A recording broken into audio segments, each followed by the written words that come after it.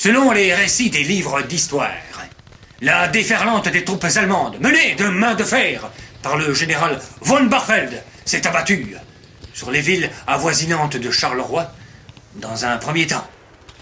Pour, dans un second temps, détruire tout Charleroi, ville riche de sa métallurgie et qui pouvait apporter une aide précieuse aux Alliés. Cette belle histoire nous berce du courage des notables et du bourgmestre de l'époque, Émile Devreux, qui ont négocié afin d'éviter la destruction de la ville. En échange de vivres, de véhicules de la marque Germain, de benzine, mais aussi et surtout de sommes astronomiques. On parle à l'époque de centaines de millions. Des sommes que l'on voudrait nous faire croire aujourd'hui qui viennent encore gréver le budget communal. Mais la vérité est tout autre, tenue secrète jusqu'à présent.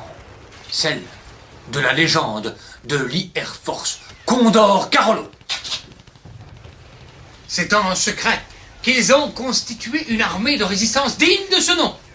Leur talent en métallurgie et en construction automobile leur permirent d'élaborer 2 modèles d'aéroplanes efficaces, pilotés de main experte et précise par d'intrépides pilotes.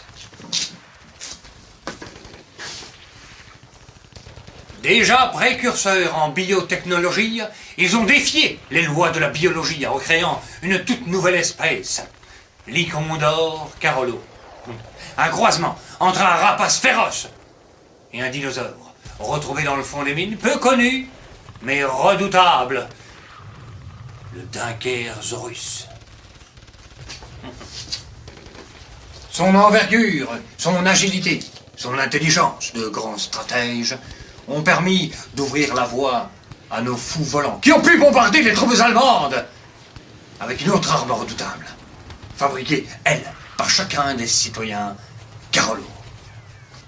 La puissance de feu de notre escadron n'aura jamais atteint ses objectifs sans la réalisation de millions de munitions réalisées et confectionnées avec les moyens dont ont disposé à l'époque les citoyens, de la viande de pourchat Rassecci et des scories. Des munitions qu'on appelait des vitoulets. En bombardant de ces terribles projectiles, notre escadrille mit fin à l'envahisseur, en libérant définitivement notre ville des griffes acerbées de l'assaillant Bosch. Aujourd'hui, dans tous les foyers Carolo, encore, on reproduit cette recette de boulettes de viande faite avec amour, que l'on partage, que l'on déguste au quotidien, leur donnant la gouaille, la force et ce caractère de convivialité si propre aux Carolo.